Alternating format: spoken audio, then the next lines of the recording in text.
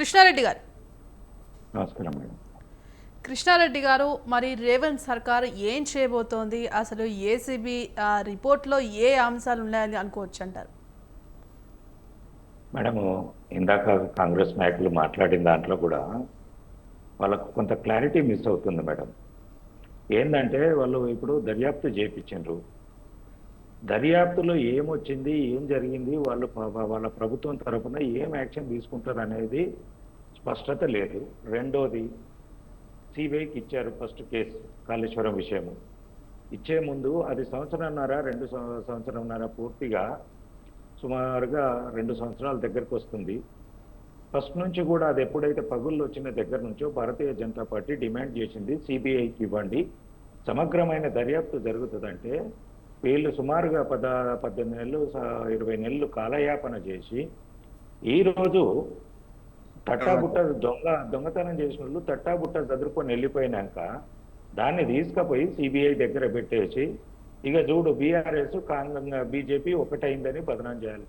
రేవంత్ రెడ్డి గారి రాజకీయం ఏంటంటే ఆయన చేతల కంటే ఎక్కువ వీడు వాళ్ళతోటి ఉన్నాడు, వాడు వీళ్ళతోటి ఉన్నాడు అని చెప్పేసి బదనాం చేసే. గత 3 ఎన్నికల్లో కూడా కాంగ్రెస్ పార్టీ గెలవడానికి ఒకటి స్లోగన్ పనిచేసింది. వీరు 6 గంటీల కంటే కూడా ఒకటే స్లోగన్ మీద వాళ్ళు గెలిచారు. కవితను అరెస్ట్ చేయలేరు, బండి సంజయ్ గారిని రాష్ట్ర అధ్యక్షుని తీసేశారు కాబట్టి బీఆర్ఎస్ బీజేపీ ఒకటైందని చెప్పేసి బదనాం చేసి 2 నెలలు 3 నెలల ముందు వరకు కాంగ్రెస్ పార్టీ అధికారంలోకి వస్తుందని కానీ ఒక 20 సీట్లు వస్తుందనేది కూడా లేదు.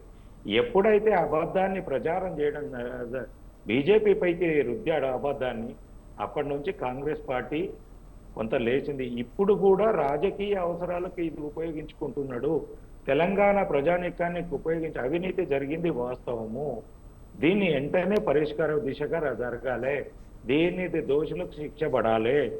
ఏదో అక్కడ తప్పు జరిగింది తీసుకెళ్ళి ఇంకోరి దగ్గరికి వేద్దాము, వాళ్ళు ఏం చేస్తారో చూద్దాము, అప్పటి వరకు వాళ్ళు వీళ్ళు కొంత ఇమ్మీడియట్లీ యాక్షన్ జరగకపోతే వాళ్ళు వీళ్ళు కుమ్ముక్కైనరని చెప్పేసి బదనాం చేద్దాము, నా ఉప ఎన్నికలలోనో స్థానిక సంస్థల ఎలక్షన్లోనో లబ్ధి చేకూర్చే విధంగా నా రాజకీయాన్ని నడుపుదామనుకుంటున్న విధానంగానే రేవంత్ రెడ్డి గారిది ఉంది. కాబట్టి దీని మీద ఏదైనా స్పష్టంగా ఉండి, ఈ ఒక్కటే కాదు, పశువర్ధక శాఖలో ఏమైందో చెప్పాలి, ఇంటర్మీడియట్ బోర్డులో ఏమైందో చెప్పాలి, ఇప్పుడు ఒక మిషన్ కాకతీయ మీద కూడా ఒకటి దర్యాప్తు చేయాలి. 1000 కోట్లు ఇచ్చారు, దాని మీద ఒక చెరువులో కూడా ఒక తట్టంతా ఒక పారంతా మట్టి కూడా తీయలే, అదనంగా 1 ఎకరానికి సాగునీరు ఇయ్యలేరు. ఒక గ్రామంలో 4 బిందెల రూపాయలు 4 బిందెలు తాగునీరుకి ఇయ్యలేరు. ఆ 1000 కోట్లు ఎక్కడ పోయినాయి? ఇవన్నిటి మీద మీరు ఏవైతే సంవత్సరంన్నర కాలం నుంచి బీఆర్ఎస్ అవినీతి చేసిందన్నారో, అక్రమాలు జరిగినాయి అన్నారో, వాటి అన్నిటి మీద కూడా ఎలాంటి యాక్షన్ తీసుకుంటున్నారు, ఏది తీసుకుంటున్నారు? ఒక అఖిలపక్షం కమిటీ వేసేసి ఎన్నిటి మీ ప్రభుత్వం దృష్టికి ఈ సంవత్సరాల కాలంలో ఎన్ని ప్రభుత్వ శాఖలలో ఎన్ని మంత్రిత్వ శాఖలలో అవినీతి జరిగిందనేది మీ నోటీస్కి వచ్చింది. ఒక అఖిలపక్షాన్ని పిలిచేసి దాని మీద దర్యాప్తు చేద్దాము, దేని మీద యాక్షన్ తీసుకుందాము, ఎంత జరిగింది అవినీతి, తెలంగాణ ప్రజల సొమ్మును గత ప్రభుత్వం ఎంత దోసుకుంది, ఇదంతా బయటకు రావాలి, ప్రజలకు మళ్ళీ అందే విధంగా ఉండాలంటే ఇమ్మీడియట్లీ అఖిలపక్షాన్ని పిలవండి.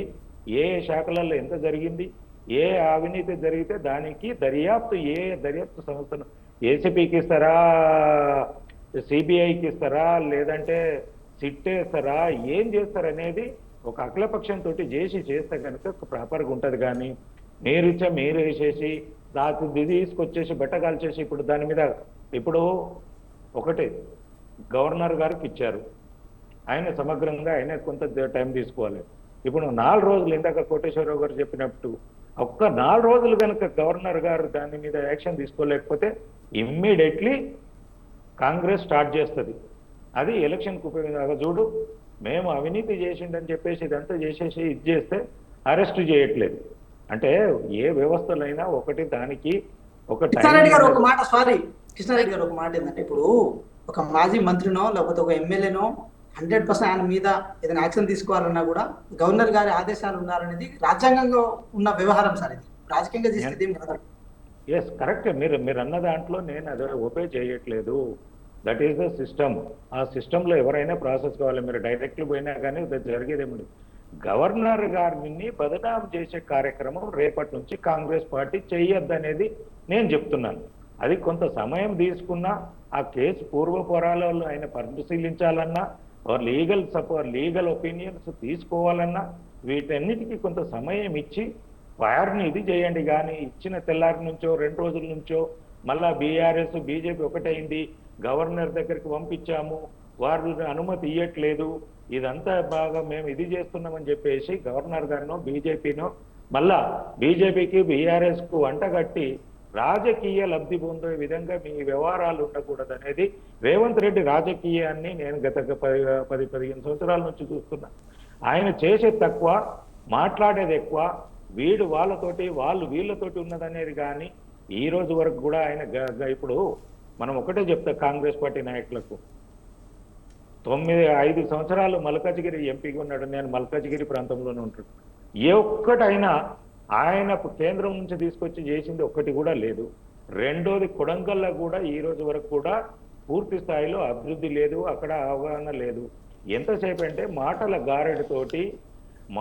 గారడి చేస్తున్నాడు, మాటల గారడితోటి మత్తులో దించేసి గెలవే ప్రయత్నం చేస్తుంది తప్ప ప్రజా అవసరాలు, ప్రజా సంక్షేమము, ప్రజా విలువలు తెలుసుకొని ఒక మాట సార్ కృష్ణారెడ్డి గారు ఒక మాట రైట్ కృష్ణారెడ్డి గారు ఒక్క నిమిషం అండి. ఒక మాట కృష్ణారెడ్డి గారు, ఇప్పుడు 2014 నుంచి మీరే అధికారంలో ఉన్నారు. గౌరవ ముఖ్యమంత్రి గారు రేవంత్ రెడ్డి గారు 2019 నుంచి 23 ఎండింగ్ వరకు ఎంపీగా ఉన్నారు. సరే, ఆ టైంలో ఏదైనా ఇవ్వాలన్నా కూడా అది మీరే ఇవ్వాలి. సరే, వారు కొట్లాడి తెచ్చినా మీరు ఇవ్వాల్సిన ఇవ్వాలి. ఒక్క మాట ఇప్పుడు చెప్పండి. అప్పుడు ఇక్కడ కాంగ్రెస్ ఎంపీగా ఉన్నారు, కేంద్రంలో బీజేపీ ప్రభుత్వంలో ఉంది. ఇప్పుడు ఈటల రాజేంద్ర గారు బీజేపీ ఎంపీగా ఉన్నారు, అదేవిధంగా కేంద్రంలో కూడా బీజేపీ ఉంది. మరి ఈటల రాజేంద్ర గారు ఏం తెచ్చారు సార్? అది కూడా చెప్పాల్సిన అవసరం ఉంటుంది. సో ఒకటే నేనేమంటున్నా, ఇంకో మాట కూడా నేను స్పష్టం చేసే ప్రయత్నం చేస్తున్నా. ఈరోజు బీఆర్ఎస్ బీజేపీ ఒకటే అనే అంశాన్ని మేము రాజకీయంగా చెప్పినా కూడా అసలు మాకు లీకులు ఇచ్చింది ఎవరనేది మీరు ఆత్మ పరిశీలన చేసుకోవాల్సిన అవసరం ఉంది. రాజాసింగ్ గారే కదా మొత్తం ఏది టామ్ అని చెప్పి కుండ బద్దలు కొట్టినట్టు ఈ రోజు కిషన్ రెడ్డి గారు కేసీఆర్ గారితో ములాఖాత్ అవుతున్నారు, వాళ్ళ మధ్య సత్సంబంధాలు ఉన్నాయి, దానివల్ల పార్టీ ఇబ్బంది పడుతుంది, అధికారంలో రావాల్సిన పార్టీ కూడా ఈ రోజు అధికారం కోల్పోతుందని చెప్పి మీరు లీకులు ఇచ్చిన తర్వాత తెలంగాణ ప్రజలు ఆటోమేటిక్ గా నమ్ముతారు కదా సార్? రైట్ ఒకటే చెప్పండి మేడం. ఒక్క నిమిషం అండి.